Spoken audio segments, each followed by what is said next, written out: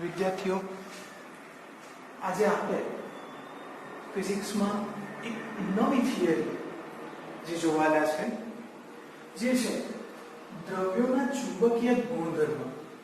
વિદ્યાર્થીઓ, તમે અત્યાર સુધીમાં ચુંબકની લાક્ષણિકતા જોઈ ગયા છે. હવે એના ગુણધર્મો જોવાના, તે પણ દ્રવ્યોના ચુંબકીય ગુણધર્મો. એટલે શું? તો દ્રવ્ય એટલે કોઈ પદાર્થ, કોઈ પદાર્થની આજુબાજુ તમે ચુંબક મૂકી દો તો એ પદાર્થમાં ચુંબકીય પ્રેરણને કારણે ચુંબકીય ક્ષેત્ર પ્રેરિત થશે. એવા દ્રવ્યને દ્રવ્યના ચુંબકીય ગુણધર્મ કહેવાય છે. અને જે પદાર્થ છે એ પદાર્થ જે આપણે સમાન ચુંબકીય ક્ષેત્રની વચ્ચે જે પદાર્થ મૂક્યો છે એ પદાર્થ દ્રવ્યને આધારે ત્રણ ભાગમાં વહેંચી શકાય. જેમાં આપણે અત્યારે પહેલો જોવાનો છે ડાયામેગ્નેટિઝમ, પછી પેરામેગ્નેટિઝમ અને ત્રીજું ફેરામેગ્નેટિઝમ. વિદ્યાર્થીઓ, તમે ડાય અને પેરા એ શબ્દ તો આગળની થિયરીમાં સાંભળેલો હતો. હવે એનો ખરેખર અર્થ શું થાય, એમાં શું આવે, એ વિશેની જાણકારી આપણે અહીંયા જોવાના છે. વિદ્યાર્થીઓ, શરૂઆત કરીએ તો શરૂઆતમાં પહેલું જે આવે છે તે કાય. કાય એટલે કે સસેપ્ટિબિલિટી. વિદ્યાર્થીઓ, તમે જાણો છો સસેપ્ટિબિલિટી આગળની થિયરીમાં મેગ્નેટાઇઝેશન અને મેગ્નેટાઇઝેશન તીવ્રતામાં શબ્દ આવી ગયેલો છે. તો એ જે ડાયમેગ્નેટિક પદાર્થ છે તેની સસેપ્ટિબિલિટી ઋણ આવે અને તેનું મૂલ્ય એ નાનું હોય છે. આ વસ્તુ એમસીક્યુ માટે યાદ રાખજો. બરાબર? હવે ખાસ જરાક આ બાજુ પણ જોતા રહેજો. કેવું? આ ચુંબક લેવું છું, ચુંબકનો N છેડો અને આ S છેડો છે. આપણે જાણીએ છીએ કે અંદર ચુંબકીય ક્ષેત્ર S થી N તરફ અને બહાર એ N થી S તરફની દિશામાં છે. બરાબર ને? અને આ એનું ચુંબકીય ક્ષેત્ર રેખાઓ છે.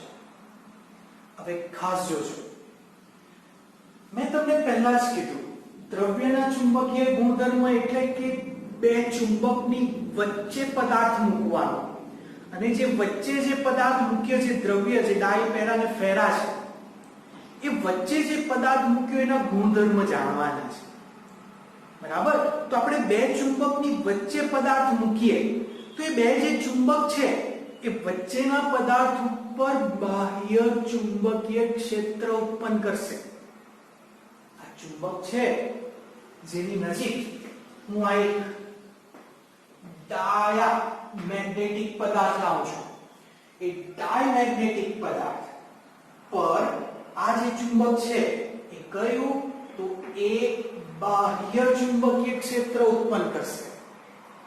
હવે જોજો, હું આ ડાયમેગ્નેટિક પદાર્થને આ બાહ્ય ચુંબકીય ક્ષેત્ર એટલે બીજા શબ્દમાં કહું તો ગજ્યો ચુંબક ની નજીક લાવું તો એમાં શું થશે? હવે ખાસ આપણે એક વસ્તુ બીજી જાણતા છે કે ચુંબકીય ક્ષેત્ર ધ્રુવ આગળ પ્રબળ હોય છે. તો ધ્રુવ આગળ પ્રબળ ચુંબકીય ક્ષેત્ર છે અને અહીં દૂર એક એવું હશે એનાથી વિપરીત એટલે કે નિર્બળ ચુંબકીય ક્ષેત્ર. ખાસ વિદ્યાર્થીઓ, હવે જોજો, જો હું આ ડાયમેગ્નેટિક પદાર્થને આ ગજિયા ચુંબકની નજીક લાવું ને તો એ ડાયમેગ્નેટિક પદાર્થ એની નજીક નહીં આવશે, એનાથી દૂર જશે. એટલે દૂર તરફ ખસશે. તો હું એની દિશા કેમ? તો એની દિશા, ડાયમેગ્નેટિક પદાર્થની દિશા બાહ્ય ચુંબકીય ક્ષેત્ર એટલે ગજિયા ચુંબક હોય ત્યારે ડાયમેગ્નેટિક પદાર્થની દિશા એ પ્રબળ ચુંબકીય ક્ષેત્રથી નિર્બળ ચુંબકીય ક્ષેત્ર તરફ જાય છે. ખાસ જોજો, આ ડાયમેગ્નેટિક પદાર્થને હું આ ચુંબકની નજીક લાવું બરાબર, સમજો કે આ ચુંબક છે અને આ ડાયમેગ્નેટિક પદાર્થ છે. તો હું ડાયમેગ્નેટિક પદાર્થને નજીક લાવું તો એકદમ નજીક નથી આવતો, નજીક આવવાની જગ્યાએ દૂર તરફ ધકેલાશે. દૂર તરફ ધકેલાશે એટલે આપણે જાણીએ છીએ કે ચુંબકના ધ્રુવ આગળ ચુંબકીય ક્ષેત્ર પ્રબળ અને દૂર જઈએ તેમ નિર્બળ. એટલે આની દિશા દૂર જાય એટલે પ્રબળથી નિર્બળ તરફ છે. બીજા શબ્દમાં કેવું તો આ જે ડાયમેગ્નેટિક પદાર્થ છે એ ગજ્યા ચુંબકની હાજરીમાં એ બંને એકબીજા વચ્ચે કયું બળ લગાડે? દૂર જાય મતલબ અપાકર્ષણ બળ લગાડે છે. બરાબર, તો આપણે આ બે વસ્તુ જાણવાની છે કે બાહ્ય ચુંબકીય ક્ષેત્ર એટલે કે ગજ્યા ચુંબકમાં મૂકવામાં આવે તો એની દિશા પ્રબળથી નબળા ચુંબકીય ક્ષેત્ર તરફની છે અને તે આકર્ષણ તે પણ નહિવત, વધારે પડતું નહીં, ઓછું આકર્ષણ બળ લગાવે છે. ચાલો બીજો પોઈન્ટ જોઈએ. તો આપણે બાહ્ય ચુંબકીય ક્ષેત્રનો પોઈન્ટ બતાવ્યો. હવે નિયમિત ચુંબકીય ક્ષેત્રમાં મૂકતા તેમાં બાહ્ય ક્ષેત્રની વિરુદ્ધ દિશામાં પ્રેરિત ચુંબકીય ડાયપોલ મોમેન્ટ તૈયાર થાય છે. હવે આ શું છે? ચાલો હવે એને પણ સમજાવીએ. નિયમિત ચુંબકીય ક્ષેત્ર છે તો મેં આ એક નિયમિત એવું ચુંબકીય ક્ષેત્ર દોરું છું. આ નિયમિત ચુંબકીય ક્ષેત્ર છે. બરાબર, હવે આ નિયમિત ચુંબકીય ક્ષેત્રમાં હું આ ડાયમેગ્નેટિક પદાર્થ મૂકું છું. કયો પદાર્થ મૂક્યો? ડાયામેગ્નેટિઝમ પદાર્થ, ડાયમેગ્નેટિક પદાર્થ મૂક્યો છે. તો હવે આ સમાન ચુંબકીય ક્ષેત્ર છે અને આ ઉત્તર અને આ તરફનો દક્ષિણ ધ્રુવ છે. આ શું? જો નિયમિત ચુંબકીય ક્ષેત્રમાં મૂકતા એટલે કે ડાયમેગ્નેટિક પદાર્થને મૂકતા તેમાં બાહ્ય ક્ષેત્રની વિરુદ્ધ દિશામાં ચુંબકીય ડાયપોલ મોમેન્ટ પ્રેરિત થાય છે. એટલે શું? તો આ જે ચુંબકીય ડાયપોલ મોમેન્ટ છે જેને આપણે m વડે ઓળખતા છે એની દિશા અને ચુંબકીય ક્ષેત્રની દિશા બંને વિરુદ્ધ છે. ક્યાં? નિયમિત ચુંબકીય ક્ષેત્રમાં. તો આ બંને વિરુદ્ધ છે તો તેની અસર શું થાય? હવે એનો મીનિંગ શું થાય એ સમજીએ. ચાલો, તો એને લીધે આ જે બે ચુંબકીય ક્ષેત્ર જે પહેલા એકદમ સીધી રેખામાં જતા હતા એ વિરુદ્ધ દિશામાં હોવાથી આ દિશામાં આગળ વધશે. બરાબર, તો એની જે ચુંબકીય ક્ષેત્ર રેખાઓ જો તો તમે વચ્ચે આકૃતિ જો તો આવી મેં બતાવી છે એ આવી થઈ છે. પહેલા એકદમ સીધી હતી પણ અહીંયા ચુંબકીય ક્ષેત્ર અને ચુંબકીય ચાકમાત્રા મેગ્નેટિક ડાયપોલ મોમેન્ટ વિરુદ્ધ દિશામાં છે માટે આપણને આવી ચુંબકીય ક્ષેત્ર રેખાઓ મળશે. બીજું, હવે અનિયમિત ચુંબકીય ક્ષેત્રમાં જો આપણે ડાયમેગ્નેટિક પદાર્થને ત્રણ જગ્યાએ મૂક્યો. પહેલા ગજ્યા ચુંબકની નજીક, બીજું નિયમિત ચુંબકીય ક્ષેત્રમાં, હવે ત્રીજું અનિયમિત એવા બાહ્ય ચુંબકીય ક્ષેત્રમાં મૂકવામાં આવે તો તેના દ્વારા પદાર્થમાં પ્રેરિત ચુંબકીય ધ્રુવો પર અસંતુલિત બળ લાગશે. તમે આકૃતિ જોવો છો કે આ જે ચુંબકીય ક્ષેત્ર રેખા એ સીધી નથી, મતલબ કે અનિયમિત છે. જેમાં મેં આ ડાયમેગ્નેટિક પદાર્થ મૂક્યો છે જેનો આ ઉત્તર ધ્રુવ અને દક્ષિણ ધ્રુવ છે તો એના પર અસંતુલિત બળ એટલે કે બંને વિરુદ્ધ દિશામાં જતા છે. અને વિરુદ્ધ દિશામાં તો છે પણ અસંતુલિત મતલબ અહીંયા કીધું છે કે F1 નું મૂલ્ય વધારે છે F2 કરતા. આ પદાર્થ પ્રબળથી નિર્બળ તરફ, ક્યાં? પ્રબળથી નિર્બળ તરફની દિશામાં જાય છે. બરાબર, પ્રબળથી નિર્બળની દિશા આ તરફની છે માટે જ F2 નું મૂલ્ય એ ઓછું છે. F1 નું મૂલ્ય કેમ? કારણ કે તમે જે ક્ષેત્રમાં જતા હો તેની વિરુદ્ધ દિશામાં આવવું હોય તો વધારે બળની જરૂર પડે. એટલે F1 જોજો, આ જે ચુંબકીય ચાકમાત્રાની જે અહીંયા દિશા છે, આ પદાર્થ એ પ્રબળથી નબળા ક્ષેત્ર તરફ જાય છે, તો એ જે ક્ષેત્રની દિશામાં જાય છે તેની વિરુદ્ધ દિશામાં S આગળનું બળ F1 લગાડે છે. માટે F1 નું મૂલ્ય એ અહીં વધારે કહેવાય. બીજું ખાસ આ વસ્તુ સમજવાનું છે. જો મારે ડાયમેગ્નેટિક પદાર્થને ગજિયા ચુંબક, નિયમિત કે અનિયમિત ચુંબકીય ક્ષેત્ર કરતા પણ એકદમ સરળ ભાષામાં મારે સમજાવવો હોય તો હું એને સમજાવી શકું. એ માટે પરમાણુમાં ન્યુક્લિયસ આવે. આપણે જાણીએ છીએ કે એક પરમાણુ હોય અને પરમાણુના કેન્દ્રને આપણે ન્યુક્લિયસ કહેવાય, અને ન્યુક્લિયસ થી આ જેટલા અંતરે ઇલેક્ટ્રોન એ વર્તુળાકાર માર્ગે ગતિ કરતા હોય તો આના દ્વારા આપણે ઇલેક્ટ્રોન દ્વારા ઇલેક્ટ્રોનની ગતિ પ્રવાહ લૂપ તૈયાર કરશે. મતલબ કે આ ઇલેક્ટ્રોન જે આ માર્ગે ભ્રમણ કરે છે એ એક લૂપ બનાવે છે. એ પણ કેવો? પ્રવાહ લૂપ તૈયાર કરે છે અને તે કક્ષીય કોણીય વેગમાન ધરાવે છે. સ્વાભાવિક છે, અને આપણી ચોથા ચેપ્ટરમાં આ જ થિયરીમાં આપણે કક્ષીય કોણીય વેગમાન L નું સૂત્ર મેળવ્યું જ હતું. તો આ આકૃતિ દ્વારા આપણને પ્રવાહ અને કક્ષીય કોણીય વેગમાન એ બંને મળશે.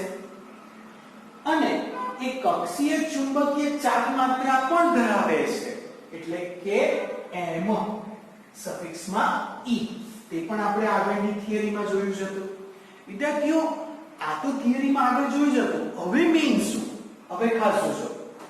ડાયમેગ્નેટિક પદાર્થની ચુંબકીય ચાકમાત્રાનું મૂલ્ય શૂન્ય. આ ખાસ કાળજી રાખીને યાદ રાખવું. આમાં પહેલો પોઈન્ટ. બરાબર. હવે બીજું એકદમ ઇમ્પોર્ટન્ટ વસ્તુ, જો તમે બાહ્ય ક્ષેત્રની હાજરીમાં જો ઇલેક્ટ્રોનની ચુંબકીય મોમેન્ટ તે દિશામાં હોય, ચાલો તો આ બાહ્ય ચુંબકીય ક્ષેત્રની દિશા છે. બરાબર. બાહ્ય ચુંબકીય ક્ષેત્ર એટલે કે B0, અને તે જ દિશામાં કોણ હોય? ચુંબકીય મોમેન્ટ. ચુંબકીય મોમેન્ટ એ બંને એક જ દિશામાં હોય તો આ જે ઇલેક્ટ્રોન વર્તુળાકાર માર્ગે જે ગતિ કરે છે ને એની ઝડપ ધીરી થઈ જશે. બરાબર. એની દિશામાં હોવાથી એ ધીમો પડશે. પણ જો ચુંબકીય મોમેન્ટ એટલે કે આપણે જે કોણીય વેગમાન દ્વારા જે ચુંબકીય મોમેન્ટ મળે તો એની દિશા તો બદલાવાની નથી. પણ જો આપણે ચુંબકીય મોમેન્ટ અને બાહ્ય ચુંબકીય ક્ષેત્ર એ બંને વિરુદ્ધ દિશામાં આવી જાય તો આ જે ઇલેક્ટ્રોન ફરે છે એની ઝડપ વધી જશે. બરાબર. તો આ વસ્તુ આપણે યાદ રાખવાની છે. વિદ્યાર્થીઓ, આગળ હવે આ જે ડાયમેગ્નેટિક પદાર્થની હજુ વિશેષ માહિતી એ મિઝનર નામના વૈજ્ઞાનિકે આપેલી, માટે એને મિઝનર અસર પણ કહેવાય છે. આ મિઝનર અસરમાં સુપરકન્ડક્ટન્સ અલગ પ્રકારનો જ એક ડાયમેગ્નેટિક પદાર્થ છે. તમે સુપરકન્ડક્ટર કન્ડક્ટિવિટી વિશેનો ખ્યાલ ત્રીજા ચેપ્ટરમાં જોઈ ગયેલા છે. હવે અહીંયા એને એકદમ ડિટેલમાં જોવાનું છે કે એ શું છે. તો સુપરકન્ડક્ટર એટલે કે એકદમ નીચા તાપમાને બનતો પદાર્થ ને સુપરકન્ડક્ટર્સ કહેવાય, જે સંપૂર્ણ વાહકતા અને સંપૂર્ણ ડાયમેગ્નેટિક પદાર્થ છે. તે ખૂબ જ નીચા તાપમાને ઠંડી કરેલી ધાતુ એટલે ખૂબ જ નીચા તાપમાને બને. બીજું, તે સંપૂર્ણ વાહકતા અને સંપૂર્ણ ડાયમેગ્નેટિક એમ બંને ગુણધર્મ ધરાવે, જેની સસેપ્ટિબિલિટી ઋણ હોય. તેથી સાપેક્ષ પરમિએબિલિટીનો જવાબ એનો શૂન્ય થશે. આ પદાર્થ એ સંપૂર્ણ વાહક અને સંપૂર્ણ ડાયમેગ્નેટિક પદાર્થ છે, માટે જ એને ઝડપથી ચાલતી ટ્રેનમાં, એટલે જે આપણે મેગ્નેટ ટ્રેન કહીએ છીએ, તેમાં ડાયમેગ્નેટિક પદાર્થનો ઉપયોગ થાય છે. તો વિદ્યાર્થીઓ, આ જે થિયરી હતી એ ટોટલી તમે જોવા જઈએ તો આ જે થિયરી જે તમે સંપૂર્ણ રીતે કહી શકો કે એ ટોટલી ડિસ્ક્રિપ્ટિવ છે, જેને આપણે ટોટલી યાદ રાખવાની છે. તો વિદ્યાર્થીઓ, આપણે યાદ કયા મુદ્દા રાખવાના? પહેલી સસેપ્ટિબિલિટી ઋણ અને એનું મૂલ્ય નાનું. પછી આપણે ડાયમેગ્નેટિક પદાર્થને 3 જગ્યાએ મૂકવાનો. ક્યાં? ગજ્યા ચુંબકમાં. પહેલા તો ગજ્યા ચુંબકમાં. તો ગજ્યા ચુંબકની નજીક લાગે તો એ ડાયમેગ્નેટિક પદાર્થ કઈ દિશામાં ખસે? પ્રબળથી નિર્બળ ચુંબકીય ક્ષેત્રની દિશામાં. એટલે એ બંને વચ્ચે કયું બળ લાગે? અપાકર્ષણ બળ. બીજું, જો આપણે નિયમિત ચુંબકીય ક્ષેત્રમાં મૂકીએ તો એ ડાયમેગ્નેટિક પદાર્થ ને સમાન ચુંબકીય ક્ષેત્રમાં મૂકીએ તો ડાયમેગ્નેટિક પદાર્થની ચુંબકીય ચાકમાત્રા વિરુદ્ધ દિશામાં જાય છે. એટલે આપણને આકૃતિ કંઈક આવી મળે. પણ નિયમિતની જગ્યાએ અનિયમિત ચુંબકીય ક્ષેત્રમાં મૂકશું તો ડાયમેગ્નેટિક પદાર્થના જે ધ્રુવ છે એ ધ્રુવમાં જે બળ છે એ બંને બળ અલગ દિશામાં અને જુદા જુદા મૂલ્યના ઉદ્ભવે છે. હવે આ 3 કરતા પણ એકદમ સરળ રીતે આપણે સમજવો હોય તો તમે થિયરી ભણી ગયા છો કે પરમાણુમાં ન્યુક્લિયસ આવે ને ન્યુક્લિયસની આજુબાજુ ઇલેક્ટ્રોન ભ્રમણ કરતા હોય. જો ઇલેક્ટ્રોન ભ્રમણ કરે તેથી તે પ્રવાહનો માર્ગ તૈયાર કરે, પ્રવાહનું લૂપ તૈયાર કરે, જેના દ્વારા આપણને કોણીય વેગમાન કેપિટલ M અને ચુંબકીય ચાકમાત્રા m દ્વારા ઇલેક્ટ્રોનની ચુંબકીય ચાકમાત્રા m વિશેનો આપણને ખ્યાલ મળે છે. હવે L ની દિશા એ ચુંબકીય ચાકમાત્રાની m ની દિશા એ ઉપર તરફ જ છે. હવે જે ઇલેક્ટ્રોન ભ્રમણ કરે છે તેની ચુંબકીય ચાકમાત્રા તો ફિક્સ જ છે, પણ એ દિશામાં તમે ચુંબકીય ક્ષેત્ર બંને એક જ દિશામાં લઈ જશો તો ઇલેક્ટ્રોન જે છે તે એકદમ ધીરા ધીરા ફરશે. પણ બાહ્ય ચુંબકીય ક્ષેત્ર ને ચુંબકીય ચાકમાત્રા ડાયમેગ્નેટિક પદાર્થ બંને વિરુદ્ધ દિશામાં જશે તો પેલો ઇલેક્ટ્રોન એકદમ ઝડપથી ફરશે. હવે આના વિશેનો હજુ બીજો ખ્યાલ એ મિઝનર નામના વૈજ્ઞાનિકે આપેલો. તો મિઝનરે સુપરકન્ડક્ટર પદાર્થ બનાવ્યો. એ શું? તો સુપરકન્ડક્ટર્સ એ અલગ પ્રકારનો ડાયમેગ્નેટિક પદાર્થ છે જે ખૂબ જ નીચા તાપમાને બને છે. એનો ગુણધર્મ એ છે કે તે સંપૂર્ણ વાહકતા અને સંપૂર્ણ ડાયમેગ્નેટિક પદાર્થ છે. એની સસેપ્ટિબિલિટી ઋણ છે અને સાપેક્ષ પરમિએબિલિટી શૂન્ય છે, માટે તેનો ઉપયોગ આપણે ઝડપથી ચાલતી મેગ્નેટ ટ્રેન માટે કરી શકીએ છીએ.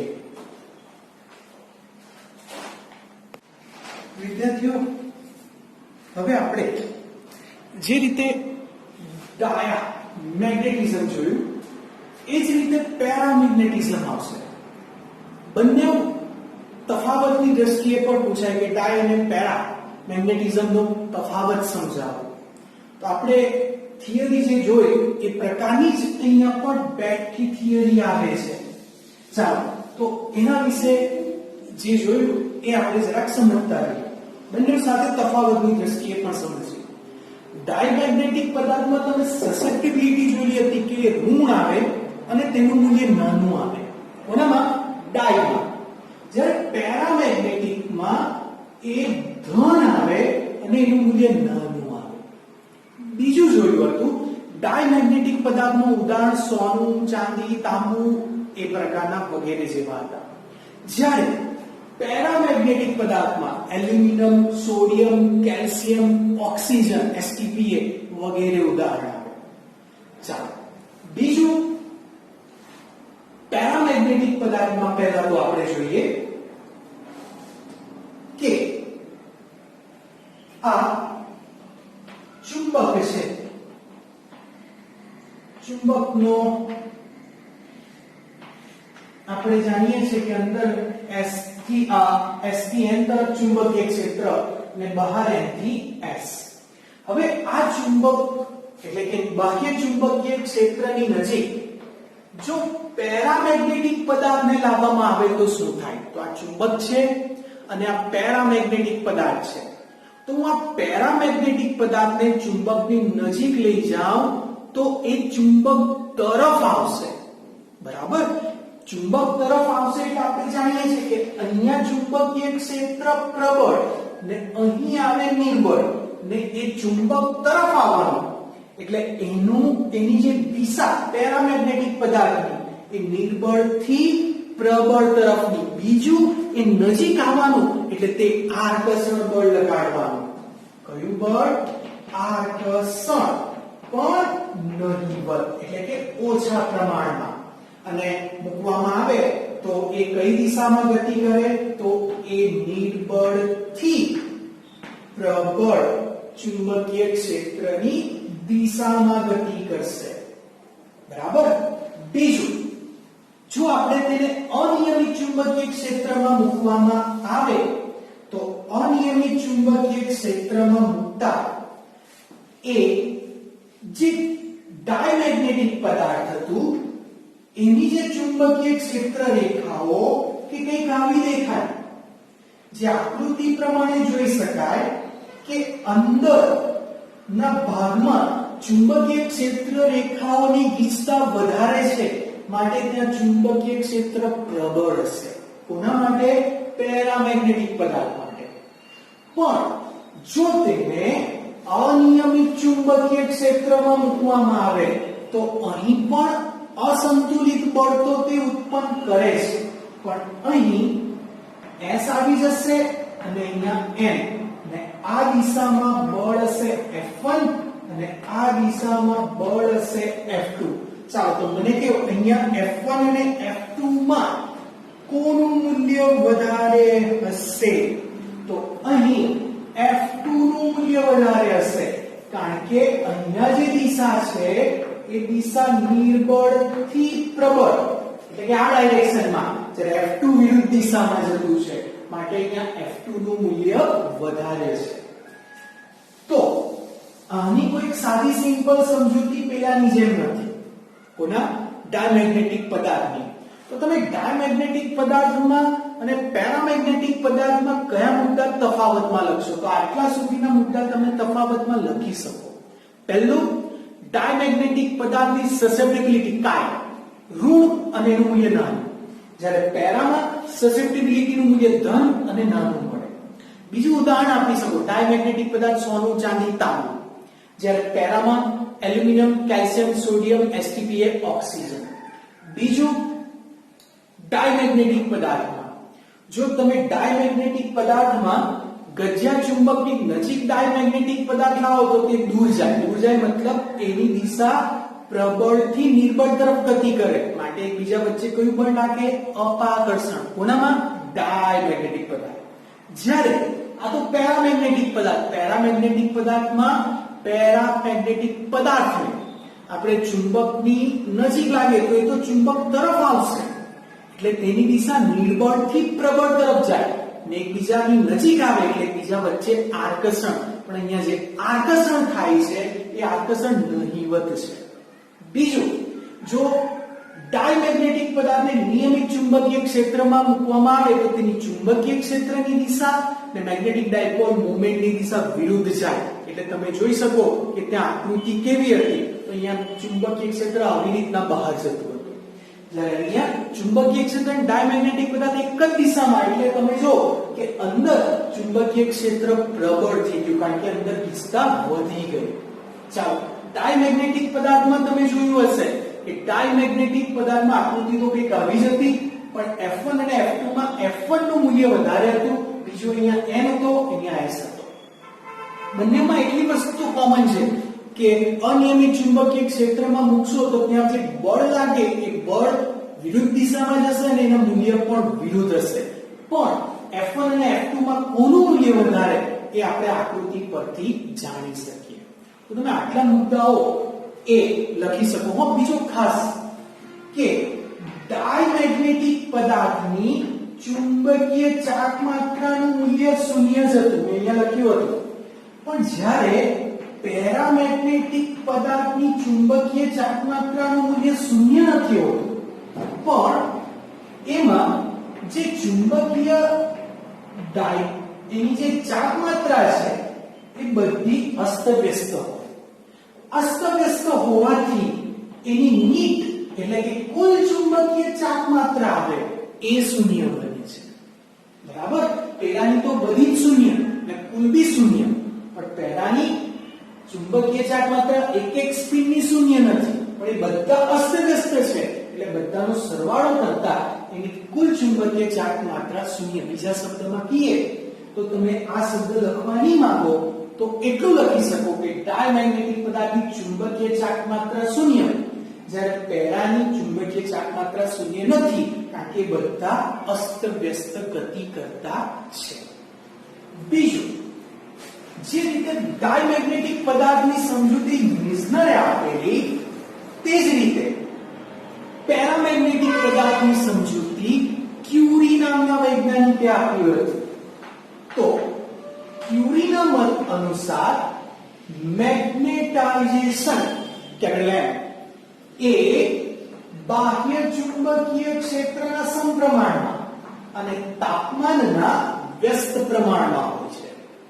તો માટે જો કોઈ પ્રપોઝલ કાઢવામાં આવે તો એ લખાય C, જ્યાં C ને આપણે ક્યુરી અચળાંક તરીકે ઓળખીશું. અને સમીકરણ નંબર 1 આવે. હવે આગળની થિયરીમાં m chi h સૂત્ર લાવેલા હતા. બીજું b μh, આ બે સૂત્ર આપણે લાવ્યા હતા આગળની થિયરીમાં મેગ્નેટાઇઝેશન અને મેગ્નેટાઇઝેશન તીવ્રતામાં.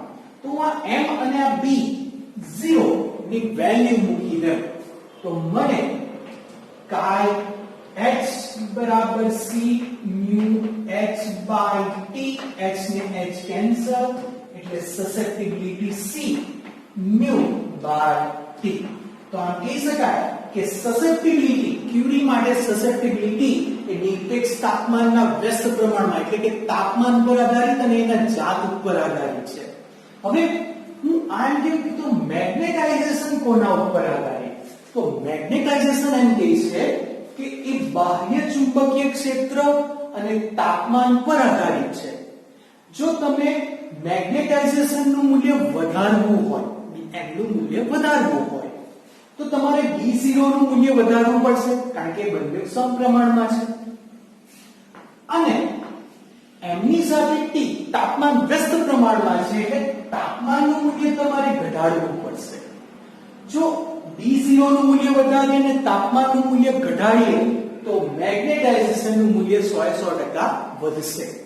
આ સ્થિતિ ક્યાં સુધી આવે? આ સ્થિતિ જ્યાં સુધી ચાલે જ્યાં સુધી એક સંતૃપ્ત સ્થિતિમાં નહીં આવી જાય. અને જો એક તબક્કાના બધા જ ડાયપોલ બાહ્ય ક્ષેત્ર સાથે સંપૂર્ણ રીતે એકરેખસ્થ થઈ જાય, જેને આપણે સંતૃપ્ત મેગ્નેટાઇઝેશન કહેશું, અને એ સ્થિતિ એની આગળ એક ક્યુરીનો નિયમ પડાતો નથી. હવે આ શું કે આ પોઈન્ટ એ આપણે સમજીએ. ચાલો, આ પોઈન્ટ એમ કહે છે કે આ જે પેરામેગ્નેટિક પદાર્થમાં આ જે બધાની જે મેગ્નેટિક મોમેન્ટ છે એની આ જે સ્પિન છે એ બધી અસ્તવ્યસ્ત છે, બધી ગમે તેમ છે. બરાબર? અને એથી જ એની ચુંબકીય ચાક માત્રા એ શૂન્ય નથી બનતી. પણ જો આપણે એને બાહ્ય ચુંબકીય ક્ષેત્રમાં મૂકી દેશું, બાહ્ય ચુંબકીય ક્ષેત્રમાં, એ બધી જે સ્પિન છે એ બધી સ્પિન એક દિશામાં આવી જશે. અને જો એ બધી સ્પિન એક જ દિશામાં આવી જાય તો એક તબક્કાએ દ્રવ્યના બધા જ ડાયપોલ બાહ્ય ક્ષેત્ર સાથે સંપૂર્ણ રીતે એકરેખસ્થ, એટલા બંને એકરેખસ્થ બધા થઈ ગયા. એ સ્થિતિને સંતૃપ્ત સ્થિતિ કહેવાશે. તો આ તો પેરામેગ્નેટિક પદાર્થ